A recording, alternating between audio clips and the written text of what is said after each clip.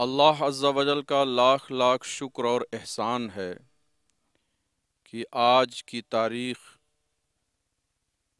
جو 26 رمضان المبارک کی تاریخ ہے، دنیائے اہل سنت کی ایک عظیم شخصیت جنہوں نے پوری دنیائے اسلام میں ایک عظیم انقلاب برپا کر دیا ہے اور لاکھوں بے عملوں کو باعمل بنا دیا ہے، ہزاروں مشرکین کو دولت ایمان سے مالا مال کر دیا ہے، اس ذات والا تبار کی پیدائش کی تاریخ ہے۔ میری مراد امیر اہل سنت، امیر دعوت اسلامی ابو بلال حضرت علامہ مولانا محمد الیاس عطار قادری دامت برکاتہم القدسیہ سے ہے۔ مسلک کا تو امام ہے الیاس قادری، مسلک کا تو امام ہے الیاس قادری، تدبیر تیری تام ہے الیاس قادری، تدبیر تیری تام ہے الیاس قادری، فکر رضا کو کر دیا عالم پہ آشکار، یہ تیرا اونچا کام ہے الیاس قادری، سرمستی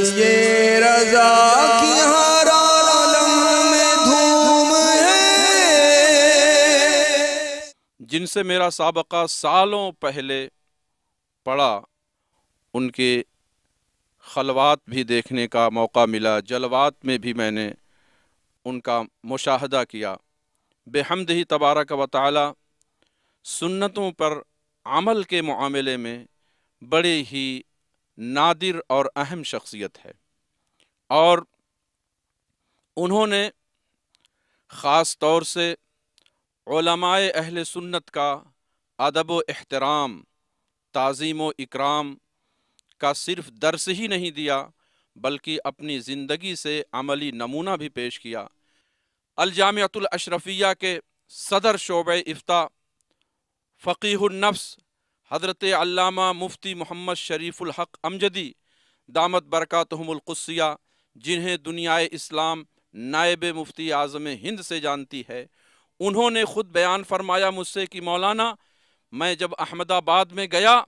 تو مولانا محمد الیاس عطار قادری کا جو رسپیکٹ اور ادب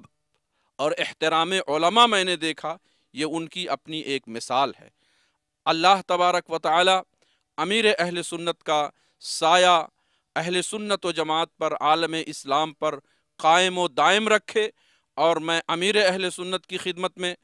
یہ ہدیہ تبریک پیش کرتا ہوں ان کی پیدائش کے موقع پر، اور انہیں ان کی بارگاہ میں یہ عریضہ پیش کرتا ہوں کہ اگر آپ کو کسی جہت سے کوئی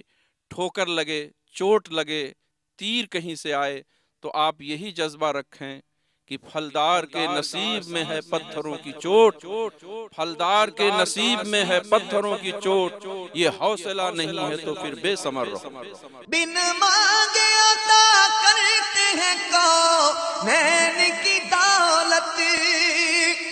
بن مانگے عطا کرتے ہیں کونین کی دولت، کونین کی دولت۔ میں اپنے رب کی بارگاہ میں دعا کرتا ہوں کہ اے پروردگار، ہماری غیر سیاسی عالمگیر قرآن و سنت کی تحریک جو مسلک امام احمد رضا قدس سرہ کو چار داغ عالم میں عام و تام کر رہی ہے، اے اللہ اسے دشمنوں کے شر سے محفوظ رکھ، حاسدین کے حسد سے محفوظ رکھ، اور مولا تو وہ دن بھی دکھا دے کہ دنیا کے ہر شہر میں، دنیا کے ہر ملک میں یہ تحریک، یہ تنظیم